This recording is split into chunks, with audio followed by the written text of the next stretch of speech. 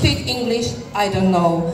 Já opravdu anglicky neumím, ale děti ze základní školky Ignáta Hermana a Majora Nováka se učí už od školky anglicky. Budeme mít Evropany, budeme mít světoběžníky, kteří se vždy a všude a se všemi, doufám, domluví, že to nebude pro ně žáden problém.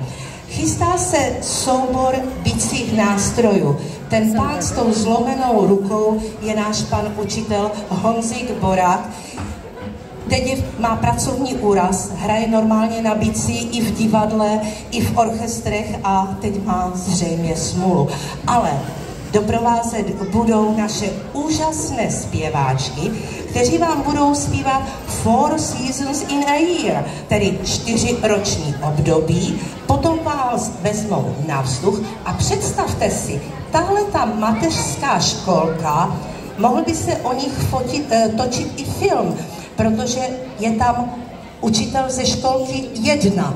Takže ke klavíru zasedne pan učitel Jakub a děti ze 2 mateřských školek, tedy Ignáce Hermana a Majora Nováka, se souborem bicích nástrojů, ten soubor na všech koncertech patří ke špičce toho, co tam zazní, bude doprovázet tyto 2 písně. Takže připravení, můžeme.